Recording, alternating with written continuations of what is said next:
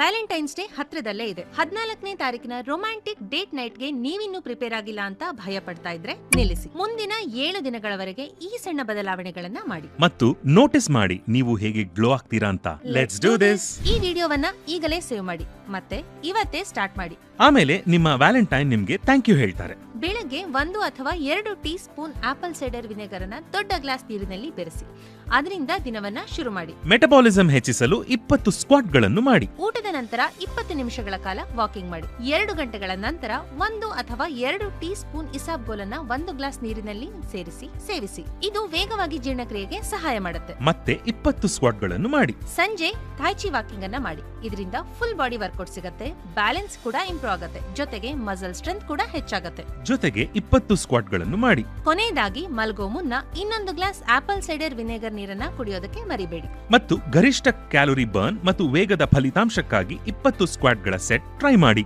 ನೀವು ದಿನನಿತ್ಯ ಈ ಚಟುವಟಿಕೆಗಳ ಜೊತೆಗೆ ಗುಣಮಟ್ಟದ ನಿದ್ರೆ ಮಾಡಿ. ಇದು ನಿಮ್ಮ ಹೊಳಪನ್ನ ಹೆಚ್ಚಿಸುತ್ತೆ. ಮ್ಯಾಗ್ನೀಷಿಯಂ ಸಪ್ಲಿಮೆಂಟ್ ತಗೊಳ್ಳಿ ಮತ್ತು ಬೆಳಗ್ಗೆ ಫ್ರೆಶ್ ಆಗಿ ಹೇಳೋಕೆ ಐ ಮಾಸ್ಕ್ ಬಳಸಿ.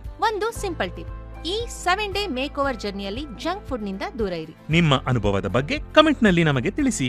ನಿಮ್ಮ ಸಂಗಾತಿಯನ್ನ ಟ್ಯಾಗ್ ಮಾಡೋದಕ್ಕೆ ಮರಿಬೇಡಿ. ಅಥವಾ last minute Valentine glow up ಅಗತ್ಯ ಇರೋ ನಿಮ್ಮ ಫ್ರೆಂಡ್ಸ್ ಜೊತೆಗೆ ಇದನ್ನ ಶೇರ್ ಮಾಡಿ. ಹೆಚ್ಚಿನ ಸಲಹೆಗಳಿಗಾಗಿ ನಮ್ಮನ್ನು ಫಾಲೋ ಮಾಡೋದನ್ನು ಮರಿಬೇಡಿ.